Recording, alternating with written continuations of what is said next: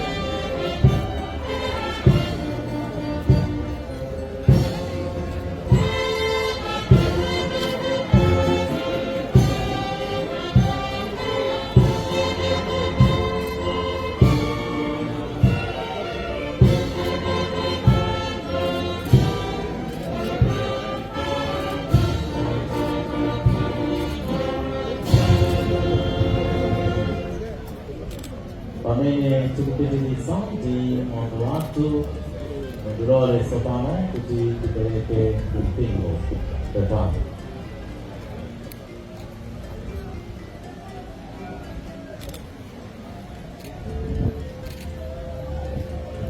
Pale watu huyu usikilima wapitoka kuma mutendere wa Yesu Kristo. Tipempha Ambuye kuti tsopano amulandire kuchitondo cha kumwamba amodzi ndiwe naonse ichikhulupiriro komanso chiyembekezo cha moyo wosatha. Iye timuthandize m'bale wathu ndi mapemphero athu. Tizipempha ifenso kwa Mulungu ife tonse amene tikulira tikumbukire kuti tizakhala nayenso m'bale wathuyu pamodzi naye tizakomana ndi Ambuye Yesu amene iye amene ali moyo wathu azaoneke ali mu ulemerero wake. Tipemphere. Ambuye Yesu Kristu, pokhala masiku atatu m'manda muja mudayeretsa manda awonse okukhulupirirani. Ngakhale kuti tikumuyika m'bale wathu m'mandawa mudapanga manda kuti akhale chizindikiro cha chiyembekezo chomwe ndi lonjezo la kuuka kwa akufa. Tikupemphani kuti m'bale wathuyu agone m'mandawa ndi mtendere mpaka muzamuukitse kwa akufa mu ulemerero, poti inu ndinu kuuka ndiponso moyo. Azakuoneni maso ndi maso mkuyera kwanu, ndipo azaone kuwala kwa nkhope yanu ndi kudziwa ulemerero wa Mulungu amene ali ndi moyo ndi ufumu pa nthawi zosatha.